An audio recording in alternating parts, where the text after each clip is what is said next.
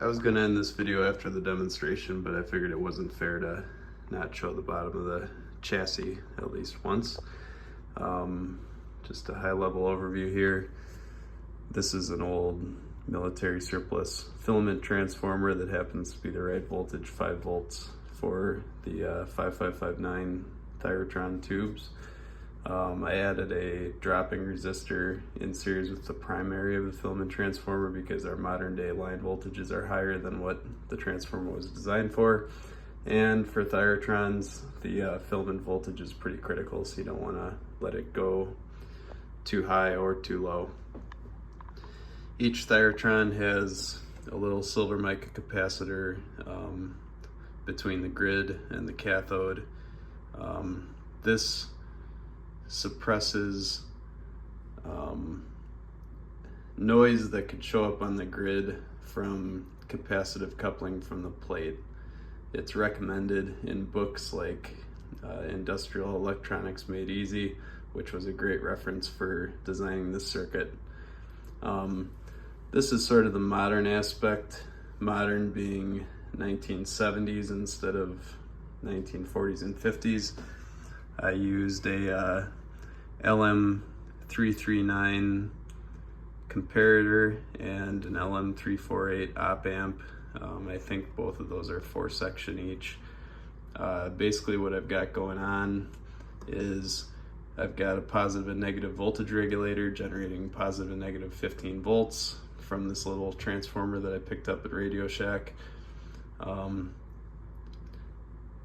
sampling the AC from the transformer and using 2 sections of the comparator to create 2 square waves that are 180 degrees out of phase with each other. Using 2 sections of the op amp as integrators to convert the square waves into I guess triangle waves or ramps.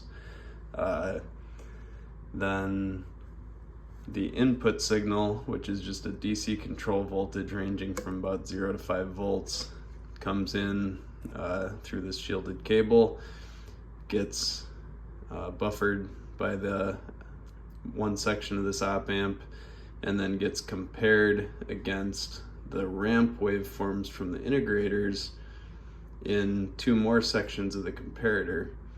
And that is what creates the delay to set the firing angle of the tubes.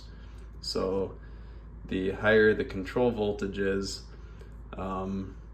the earlier it intersects the falling ramp waveform. And I just have these totem pole circuits made up of 2 N3904s and 2 N3906s, which buffer the output of those comparators and drive these little SCR pulse transformers for driving SCRs in a power supply. And basically that creates about a 35 volt pulse, about 5 or 10 microseconds in duration, that gets applied superimposed on top of the negative bias voltage to fire the 2 tubes alternately. The last op amp section in this quad op amp is used for current sensing. So I've got a 0.1 ohm shunt resistor here in series with the center tap of the plate transformer and ground. And the signal from that, which is 100 millivolts per amp, feeds into just basically a RC filter network that if it exceeds a certain value, it just basically swamps out the control voltage and kills off the firing of the tubes. This relay here, I actually wound myself. The bobbin on the relay when I got it was empty. The previous winding had been removed, and I calculated how many amp turns it took to, well actually I measured how many amp turns it took to pull in the relay by just wrapping 10 turns around it using a variable power supply.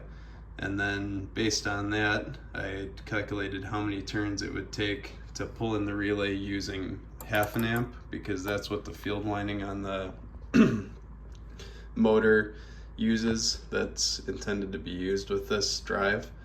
The purpose of this relay is when the field winding is drawing current, it pulls the relay in and connects the cathodes of the tubes to the armature output.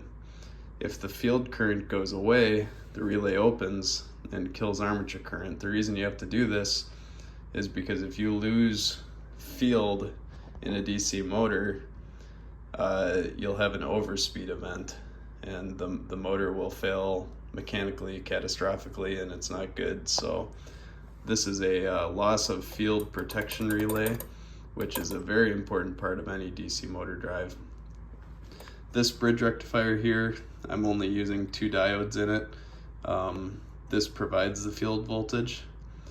This bridge rectifier, I'm also only using 2 diodes in it, and they're acting as freewheeling diodes for the field and armature outputs of the drive, so that when you shut the drive off, the energy stored in the inductance of the armature or the field will be able to dissipate in the resistance of those windings by passing through this diode.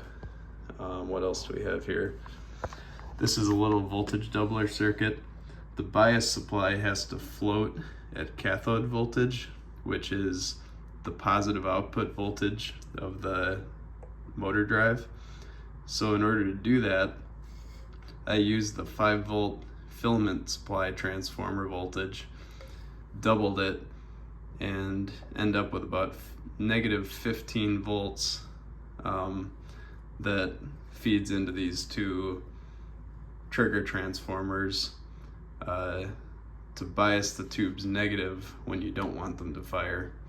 These 47K resistors are in series with the grids also, and that allows the grids to venture positive when the tube is conducting and then go back negative when the tube is not conducting.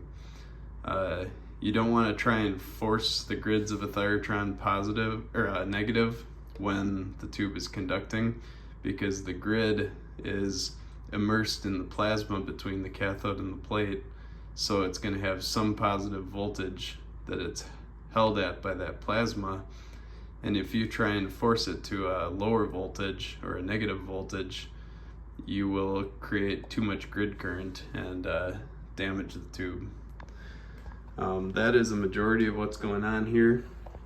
For the plate transformer, this is just a dual primary, single secondary control transformer, and I use the dual primaries actually to create a center tap secondary, and I'm using the secondary as the primary, and then that's the filament transformer there. So that's a high level overview of the circuit, and if you have any questions, feel free to leave them in the contacts or drop me a message or whatever. Hopefully we'll get another video when this is connected to the intended motor, which is a really cool one. This is actually sort of an unusual machine. One end of it is an AC motor, repulsion type AC motor, where you can move the brushes back and forth to control the speed and direction, and the other end is a 115 volt DC generator. So by switching the speed and direction here, you can output positive or negative variable DC output voltage. I have no idea what this was used for originally, but